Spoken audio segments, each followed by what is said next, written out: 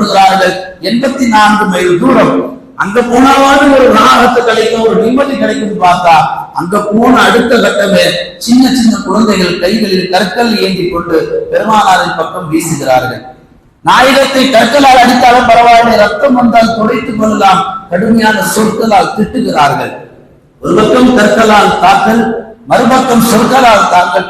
இப்படி 2 வகையான தாக்குதலுக்குள்ளான நபிகள் நாயகம் வேறு வழி இல்லாமல் மனம் உடைந்து நிற்கின்ற பொழுதுதான் அல்லாஹ் தன்னின் பக்கம் மெஹராஜுடைய பயணத்துக்கு அழைத்தான் என்று வரலாற்றை நாம் பார்க்கிறோம் அல்லவா. 7 வானத்தை கடக்க வைத்து அல்லாஹ் தன்னின் பக்கம் அழைப்பதற்கு காரணம் என்ன?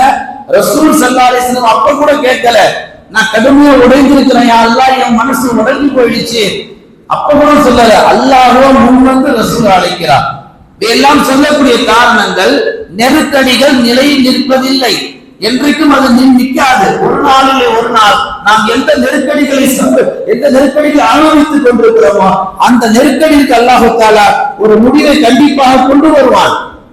எந்த மக்கா மாநகர் பெருமானாரை துரத்தினார்களோ அதே மக்கா மாநகர் பெருமானாரை பூமாலை போட்டு ஜமக்காலம் பிரித்து பெருமானாரை வருக என்று வரவைத்தார்கள். மேலான பெருமக்களை, இதையெல்லாம் நாம் பாடமாக எடுத்துக்கொள்ள வேண்டும். அல்லாஹ் ரசூல் சொல்லி தருவார்கள், குறிப்பாக அல்லாஹ் சொல்லி காமிப்பான். என் அடியார்களுக்கு நான் நெருக்கடிகளை தருகின்ற பொழுது